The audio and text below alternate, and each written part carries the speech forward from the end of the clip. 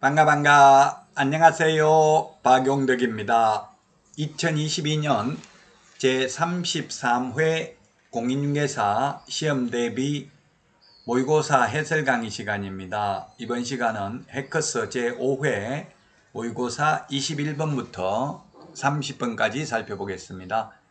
21번입니다. 자격 취소 사유가 아닌 것은 했네요. 자격 취소하여야 하는 사유가 아닌 것인데 이거는 단순히 암기해야 됩니다. 이중소속은 자격정지 사유입니다. 자격 취소는 부양지역, 저는 이렇게 암기했습니다. 부정한 방법으로 자격 취득 양도되어 자격정지 기간 중에 업무하거나 이 법에 의해서 징역형을 선고받은 경우 자격을 취소해야 됩니다. 2번은 자격정지 사유가 되겠습니다. 자, 다음은 22번입니다. 22번. 등록을 취소할 수 있는 사유가 아닌 것입니다. 이것도 단순히 암기해야 될 내용이죠. 바로 눈에 보이죠, 답이. 확인 설명하지 않거나 그 다음에 확인 설명 근거 자료 제시하지 않는 경우 500만원 이하의 과태료고요. 그 다음에 확인 설명서를 교부 보존하지 않거나 서명 날인하지 않는 경우에는 업무정지 사유입니다. 그래서 5번은 업무정지 사유입니다. 등록 취소할 수 있는 사유 아닙니다. 등록 취소할 수 있는 사유는 암기해야 되겠죠. 4번은 이건 금지행위입니다. 금지행위니까 취소할 수 있고 보정 미설정. 자, 그 다음에 독점규제 및 공정거래법으로 최근 2년 이내에 2회 이상 시정조치나 과징금을 받은 경우, 그 다음에 법인의 겸업제한 위반한 경우 등록을 취소할 수 있습니다. 자, 그 다음에 23번입니다. 23번. 업무정지 처분에 대한 설명으로 옳은 것입니다. 1번. 시도지사는 등록하지 않은 인장을 사용한 경우에 업무정지 처분할 수 있다. X입니다. 뭐가 X입니까? 업무정지는 등록관청이 하죠. 등록관청이. 그래서 X고요. 그 다음에 2번. 최근 1년 이내에 업무정지 또는 과태료 처분을 한 번 받고 다시 과태료에 해당하는 위반 행위를 한 경우에 업무정지 처분할 수 있다 했는데 2+1입니다. 2+1. 2번 이상 업무정지 또는 과태료 처분을 받고 또다시 과태료에 해당돼야 업무정지 처분을 받을 수 있습니다. 이런 경우에는 그냥 과태료 사유일 뿐입니다. 그래서 틀렸고 3번은 거짓으로 등록을 하면 등록을 취소하여야 합니다. 따라서 틀렸고 3번 업무정지 처분은 그 사유가 발생한 날부터 1년 경과한 때는 일을 할 수 없다 했는데 1년 경과한 때는 할 수 없다. 업무정지는 그 사유가 발생한 날로부터 3년이 지난 때는 할 수 없죠. 그래서 1년이 경과한 때는 일을 할 수 없다. 상대적으로 이걸 이거 나누고 한번 5번 먼저 보겠습니다. 위반행위가 둘 이상인 경우에는 각각의 업무정지 기간을 합산한 기간을 넘지 않는 범위 내에서 가장 가벼운 처분의 2분의 1 범위 내에서 가정한다. 가벼운이 아니라 무거운이죠. 무거운. 그래서 답은 4번이 되겠습니다. 상대적으로 업무정지 처분은 그 사유가 발생한 날부터 1년이 경과한 때는 일을 할 수 있다. 맞죠? 3년 경과한 때는 할 수 없으니까 이게 맞는 표현입니다. 1년이 경과한 때는 할 수 있다 했으니까 맞네요. 3년 지나면 할 수 없습니다. 소위 제척기간, 우리 암기 프린트 46번에 동그라미 6번에 있습니다. 할 수 있습니다. 3년 지나면 못합니다. 단 업무정지를 회피하기 위해서 폐업했다면 폐업기간이 1년을 초과하면 폐업신고 전의 위반행위로 인한 업무정지 할 수 없습니다. 자, 다음은 24번입니다. 1년 이하의 징역이나 1,000만 원 이하의 벌금에 해당하지 않는 것, 이런 거는 지금 형벌은 단순히 암기해야 됩니다. 분양 관련 증서 매매를 업으로 하거나 중개하면 3년 이하의 전역이나 3천만 원 이하의 벌금입니다. 3년 이하의 전역이나 3천만 원 이하의 벌금, 무부관직상투, 시공시 이렇게 암기했죠.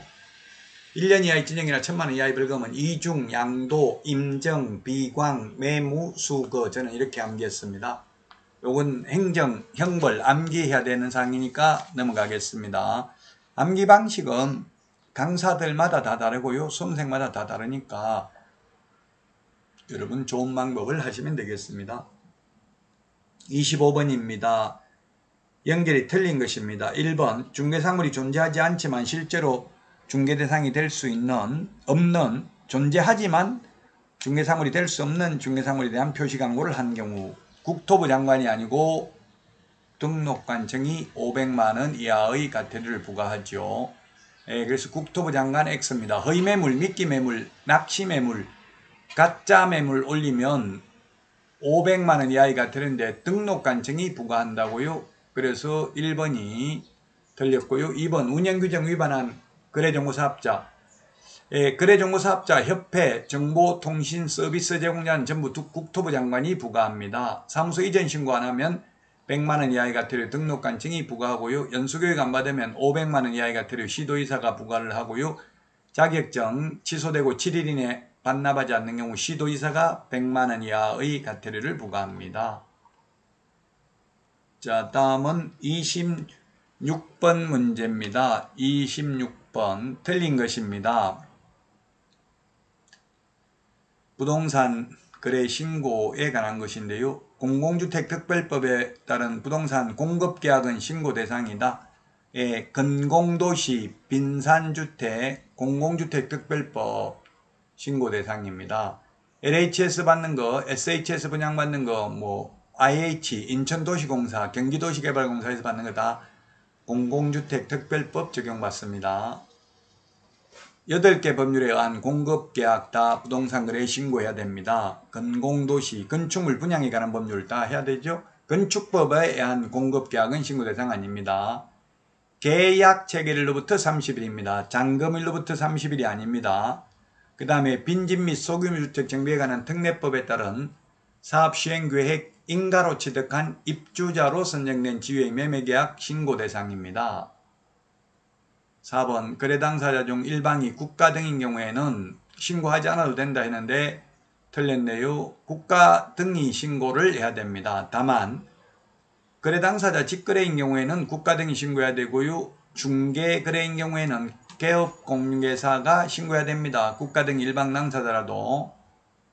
5번에 부동산 등 소재지 관할 특별자치시장은 신고관청이 된다. 즉 세종특별자치시장도 우리 이 부동산 거래 신고 등에 관한 법률은 시장군수구청량에 해당됩니다. 시도의사에 해당되는 게 아니고요. 세종특별자치시장은 지방자치법상은 광역자치단체이지만 우리 공인중개사법이나 부동산 거래 신고 등에 관한 법률에서는 시장군수구청량에 해당됩니다. 신고관청에 해당되는 거 맞습니다.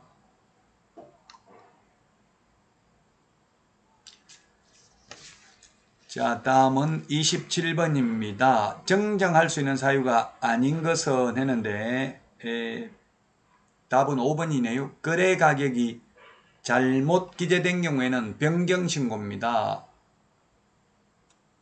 거래 가격은 변경신고는 할 수 있지만 정정신청은 할 수 없습니다. 주지사 종목 이렇게 암기를 했죠.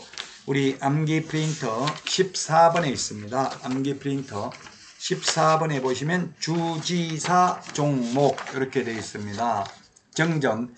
정정이라는 것은 처음부터 잘못 적은 거고요. 변경은 추후 합의에 의해서 변경을 한 것입니다. 주지사 종목, 주소, 전화번호, 휴대전화번호인데 요건 당사자 일방이 정정 가능하므로 방문 신고만 가능하고 전자문서는 안 됩니다. 그 다음에 거래 지분 비율, 개업공개사, 사무소, 전화번호, 상호, 사무소 소재지, 그 다음에 거래대상 건축물의 종류, 그 다음에 부동산 등의 지목, 면적, 거래 지분, 대지권 비율은 정정 가능합니다. 그러나 토지의 종류, 부동산 등의 소재지, 지번, 성명, 주민등록번호 정정 불가능합니다.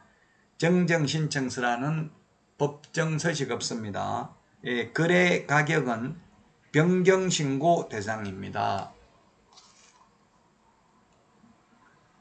5번이 정답이 되겠습니다.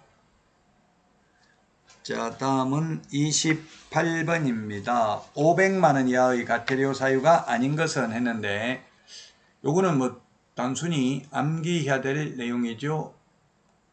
거짓 신고하면 취득가격의 100분의 5% 이하 과태료입니다.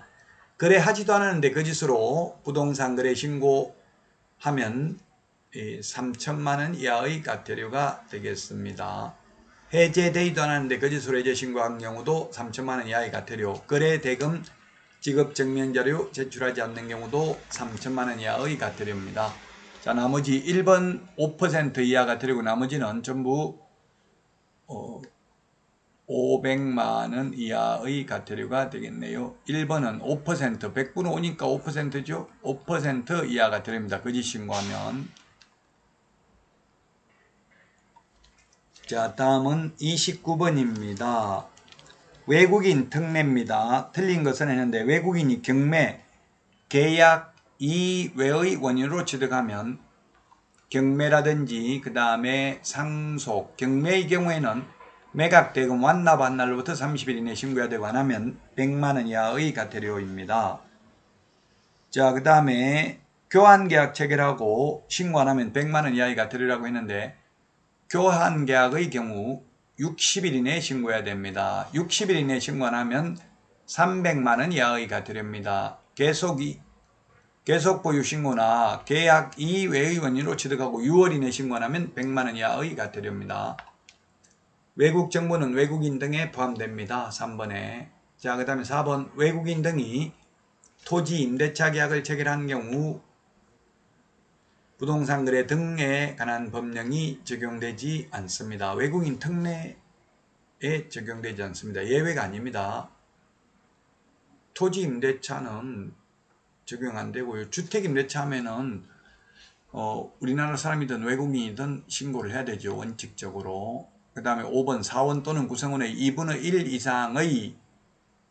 이상이 대한민국 국적을 보유하고 있지 않은 자로 구성된 법인 또는 단체는 외국인 등에 포함됩니다. 2분의 1입니다. 의결권 2분의 1, 자본금의 2분의 1, 구성원의 2분의 1 이상을 외국인이 가지고 있으면 외국인 등에 해당됩니다. 외국인 특례 적용을 받습니다. 특례는 특별히 예외인데요. 특례를 두는 이유는 뭡니까? 외국인들을 혜택 주려고 그러는 게 아니라 규제하려고 특례, 특별히 예외 규정을 두고 있습니다. 자, 다음은 30번입니다. 토지거래 허가에 대해서 틀린 것입니다. 토지거래 허가에 대해서 최소한 2문제 이상 출제됩니다. 1번 도시지역 밖의 허가구역 안에 소재하는 600제곱미터 농지에 대한 토지거래 계약은 허가 대상이다 했는데 농지는 500제곱미터 초과, 기타 250, 임야 1000제곱미터 초과하면 허가 대상입니다. 그래서 500제곱미터 초과니까 허가 대상 맞고요. 그 다음에